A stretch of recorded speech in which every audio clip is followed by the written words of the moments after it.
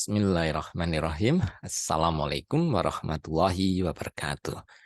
Kita meneruskan kembali pembicaraan mengenai Materials Requirements Planning. Dan pada kesempatan ini kita akan lebih jauh berbicara mengenai Master Production Schedule dan Bill of Materials.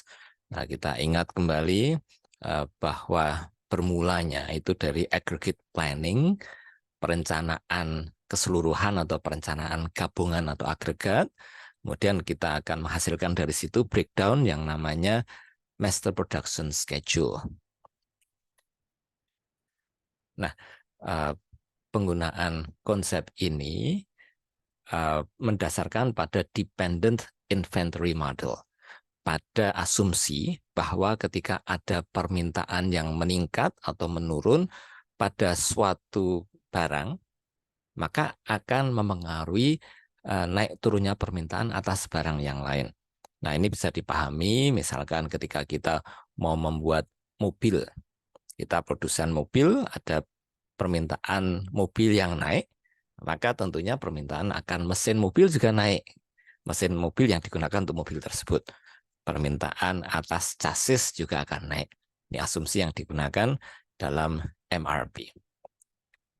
Kemudian kita juga sebelumnya sudah paham ketika kita menggunakan model dependent atau saling bergantung ini, maka harus ada master production schedule, ada jadwal produksi utama, kemudian ada daftar bahan baku atau komponen yang diperlukan, kemudian kita tahu mengenai berapa jumlah persediaan yang ada, kita tahu berapa jumlah pesanan barang yang saat ini belum dipenuhi oleh perusahaan kita, dan kita tahu lead time-nya, waktu yang dibutuhkan ketika barang itu dipesan hingga masuk ke dalam fasilitas untuk produksinya.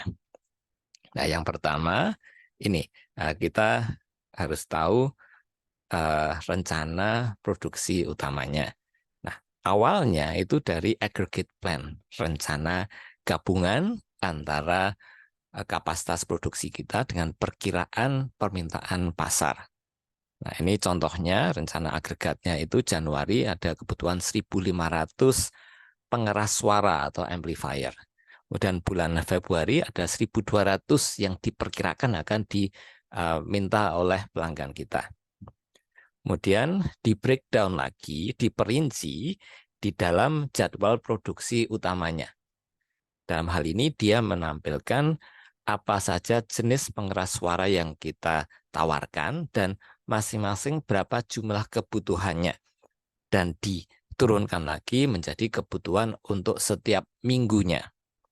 Di sini terlihat untuk bulan Januari minggu pertama yang akan diproduksi itu 100 amplifier 240 watt yang paling tinggi kelasnya. Kemudian pada minggu kedua 500, minggu ketiga yang rencananya akan kita buat itu dua jenis sekaligus, yang 240 ampere watt dan yang 75 watt. Demikian pula seterusnya. Nah, ini contoh dari jadwal produksi utamanya. Diturunkan dari rencana agregat atau rencana gabungan. Nah, selain dalam konteks jumlah, di sini kan jumlah yang diproduksi ya. Nah, ini kan asumsinya kita perusahaan manufaktur. Nah, kemudian bisa juga dinyatakan dalam jumlah pesanan konsumen. Ini untuk job shop. Kita ingat job shop itu suatu perusahaan yang produknya itu sangat customized, betul-betul sangat tergantung permintaan penggunanya. Nah, jumlah produksi juga sedikit. Contoh yang kita berikan dulu itu seperti rumah sakit. Nah, setiap pasien masuk itu tentu perlu perawatan yang berbeda-beda. Sama-sama sakit jantung juga bisa beda-beda perawatannya. Juga sejarah penyakitnya juga beda-beda. Maka betul-betul spesifik. Dari situ ya, yang dituliskan untuk jadwal ini bukan jenis produknya, tapi perawatannya dan bisa jumlahnya jadi sangat banyak. Nah, ini bisa diperkirakan dari epidemiologi penyakit yang ada di suatu daerah itu, kemudian naik turunnya penyakit pada tiap bulannya misalkan. Itu bisa diambil dari situ. Kemudian untuk perusahaan yang repetitif, Repetitif itu contohnya perusahaan mobil atau perusahaan sepeda motor. Nah, di situ berarti jumlah produksinya ya lumayan banyak, tapi tidak banyak amat, tidak sebanyak seperti produksi keripik kentang misalnya. Nah, kemudian variasinya lumayan lah.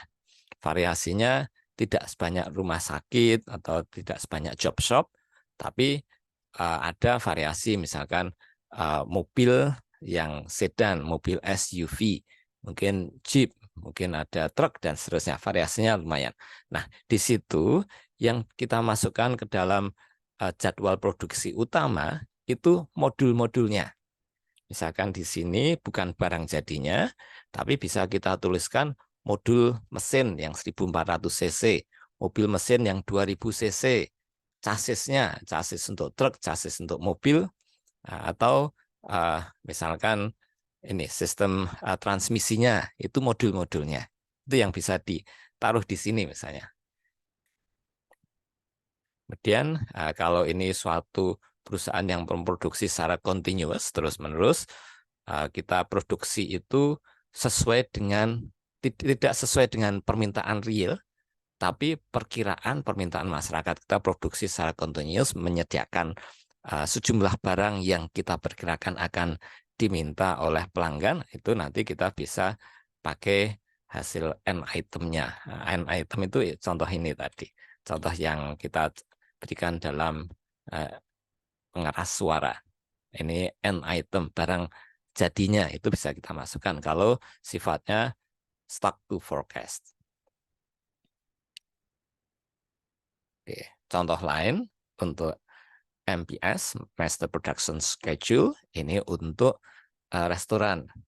Nah, ini malah sampai tingkatan harian.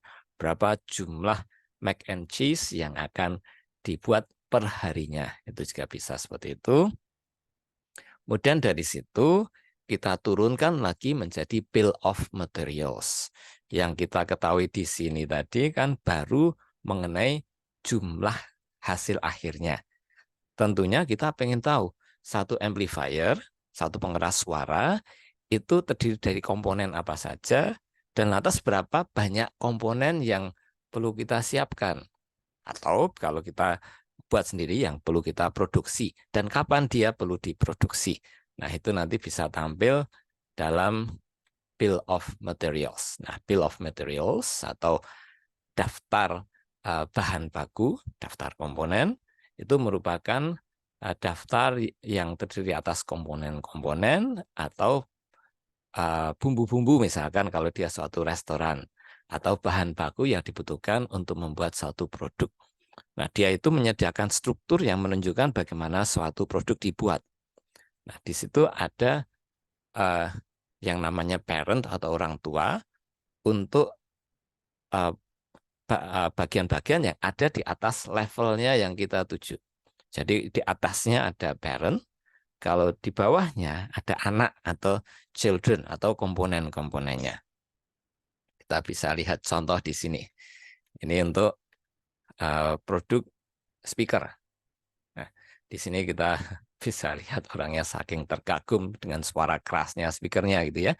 Nah, katakanlah ini untuk barang A, jadi barangnya macam-macam, tapi untuk speaker yang A, nah itu kata ini A ini karena sudah merupakan produk barang jadi, dia ada di level 0.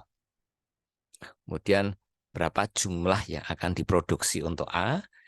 Dalam contoh ini 50 barang. Kemudian A ini punya anak, punya children 2, itu pada level 1. Komponen yang diperlukan untuk membuat A itu ada B, ada C. Dan masing-masing tiap unit A memerlukan 2 unit komponen B dan 3 unit komponen C. Nah, komponen B itu sendiri punya anak di level 2 dan punya cucu di level 3. Nah, kebutuhannya itu yaitu memerlukan komponen E sejumlah 2, komponen D sejumlah 2. Demikian pula untuk C3 butuh E2, F2, F perlu G1 saja, D2. Nah, di sini kita lihat ternyata E itu ada di speaker kiri maupun speaker kanan. Sedangkan D ini ada di speaker kiri dan speaker kanan juga. Tapi ada speaker yang hanya sekedar speaker saja, ada speaker yang ada pengeras suaranya, ada sistem untuk komponen elektroniknya. Maka jumlah komponen yang diperlukan untuk speaker yang satu ini, yang di sebelah kanan ini lebih banyak. Oke, kemudian kita perlu menghitung kebutuhan untuk masing-masing komponen. Nah, maka kita hitung berapa yang diperlukan untuk komponen B. Nah, kita lihat di sini, kalau jumlah A yang diperlukan 50, sedangkan untuk setiap barang A memerlukan 2 komponen B, maka jumlah B yang diperlukan itu 2 kali 50. Untuk kebutuhan C sama dengan 3 kali 50. Nah, kita taruh di sini. B 100, kemudian C 150. Kalau D ini agak lebih panjang, karena kita bisa melihat di sini, D itu ada di sini dan ada di sini. Nah, kalau D yang di kiri lebih mudah, karena berarti B tadi, A50 berarti B perlu 100. Kalau B perlu 100, setiap B itu memerlukan 2D. Nah, maka di sini berarti 100 kali 2. D yang di sebelah kiri ini perlu 200 komponen. Sedangkan yang di sini ini agak beda ini. Jadi tadi C itu kan ada 3 yang diperlukan ya untuk menghasilkan 1A, berarti C itu 150 kebutuhannya. C 150, kemudian F ini untuk setiap C butuh 2. Berarti 150 kali 2, 300. Kemudian setiap F memerlukan 2 komponen D.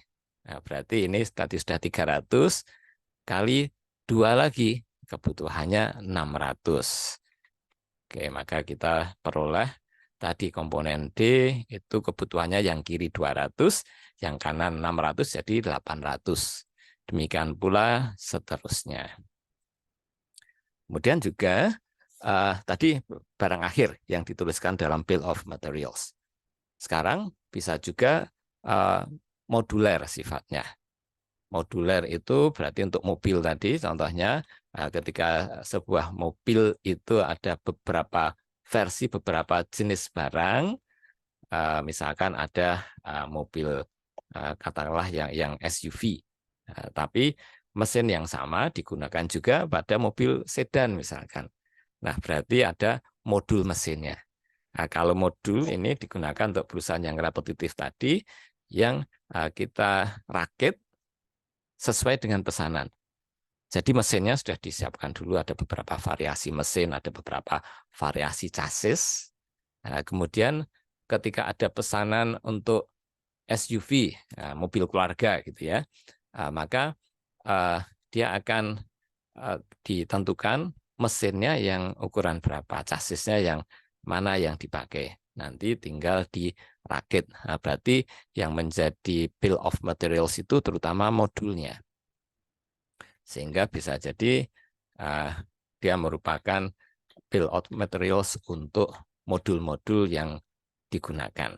Oke, kemudian dia akan sangat mempermudah perencanaan karena kan sudah bisa disimpan terlebih dahulu beberapa bagiannya dan nanti ketika dipesan nanti baru dirakit. Kemudian untuk itu maka diperlukan juga ketika misalkan perencanaannya pada tingkat modul, berarti di atas modul itu yang mobil mau dirakit, modulnya kan mesin. Di atas modul itu kan ada orang tuanya lagi yang berupa mobil yang mau pesan.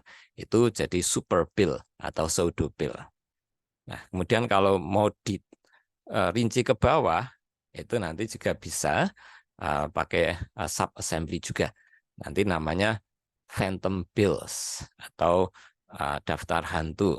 Kalau tadi daftar semu yang pseudo bill, ini daftar hantu kalau terjemahkan ke Indonesia ya. Itu sifatnya daftar kebutuhan di bawahnya di tingkat anak-anaknya, tapi ini hanya sementara karena nanti ketika sudah jadi nanti bisa kita abaikan. Kemudian yang perlu kita ingat juga mengenai tingkatan-tingkatan, ada tingkat 0, tingkat 1, 2, dan 3 tadi. Nah, demikian penjelasan secara umum mengenai MPS, Master Production Schedule, dan juga tentang Bill of Materials. Nanti pada bagian lain kita akan tunjukkan contoh yang lain lagi. Terima kasih. Wabillahi taufiq wa hidayah. Wassalamualaikum warahmatullahi wabarakatuh.